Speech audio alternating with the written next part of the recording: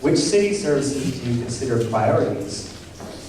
What services or departments would you cut in the event of a budget shortfall?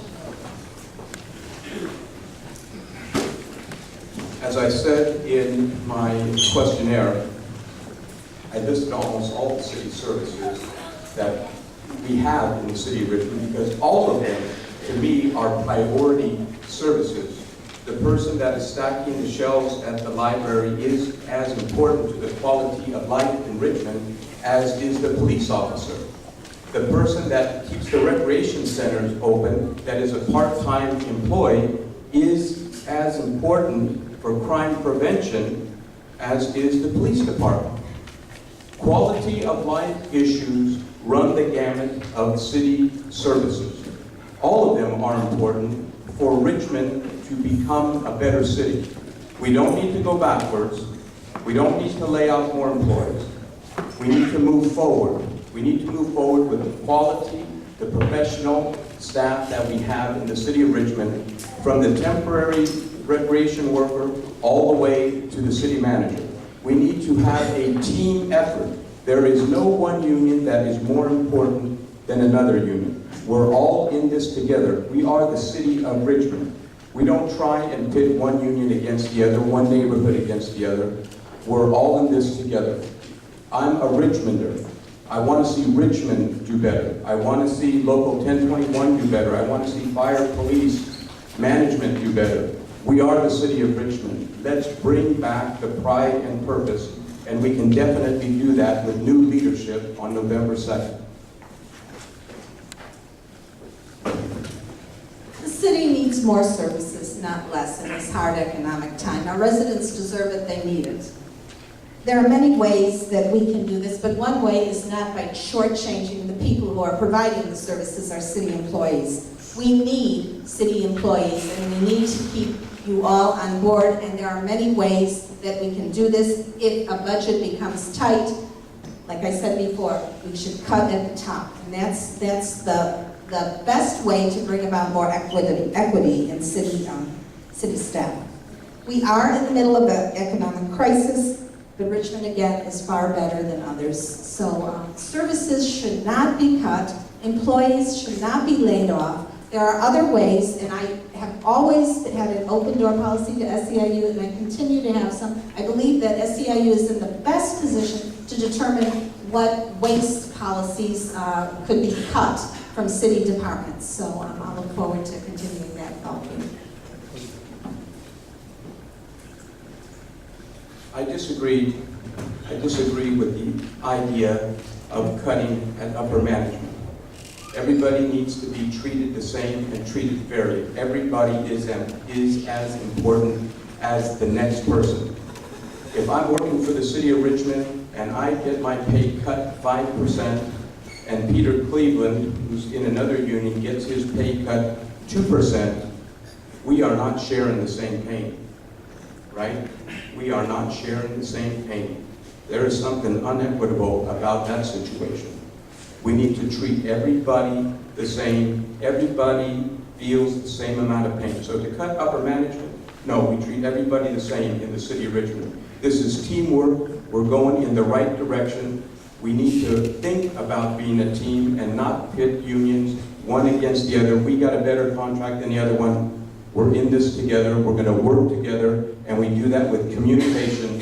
And if I'm elected mayor, I would have quarterly meetings with the unions and be in touch with them quarterly so that we just do not get together and talk when it's time for the union contract to be up in 3 or 4 years.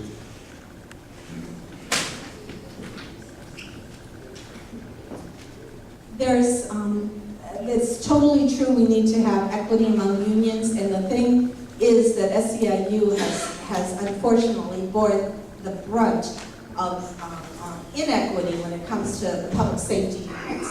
And I will continue, I have all along supported for equity and SEIU to get the same kind of treatment, the same kind of benefits that the other unions, the public safety unions get.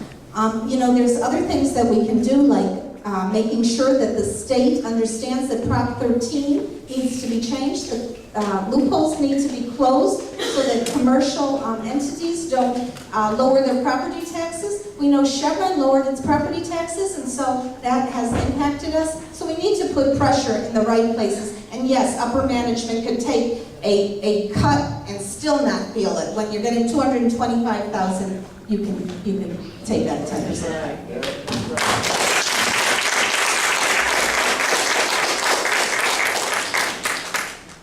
The next question, what sort of relationship do you envision the mayor should have with Chevron? How do you plan to address legitimate concerns about jobs and unemployment on the one hand, and concerns about air quality, health, and safety of residents on the other hand?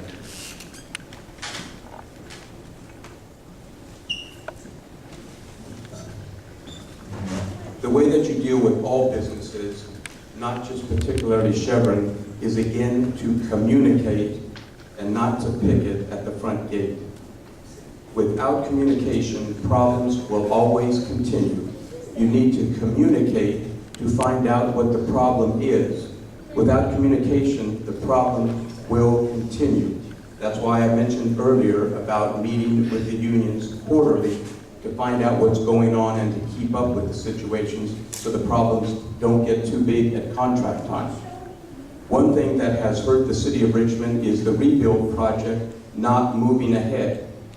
The refinery is not safer, it's not cleaner yet because of the refinery project being stalled. Once that refinery project is built, it will be safer, it will be cleaner, there will be more people working.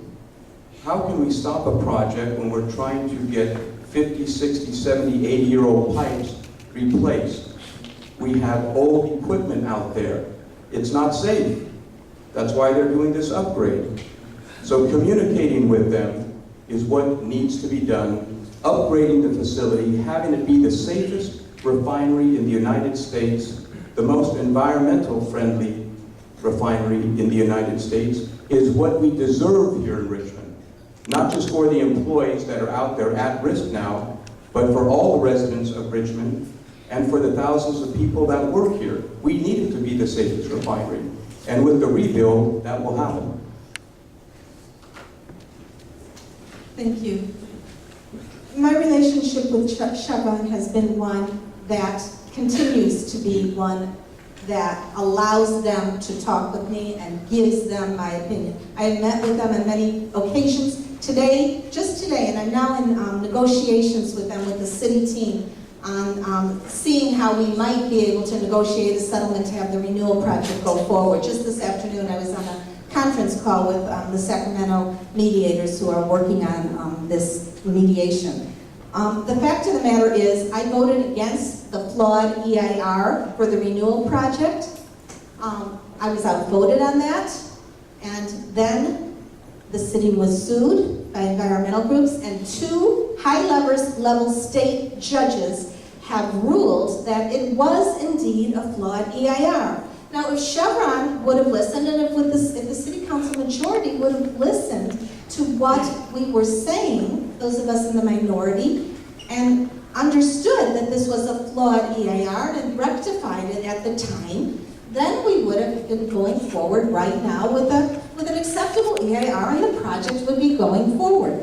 So unfortunately, we are now in a position of trying to find a solution. Now, in terms of jobs, we know that Chevron only gives about 5% of their jobs to Richmond residents. About 70 Richmond residents are working at the refinery. So, you know, that's hardly something to write about.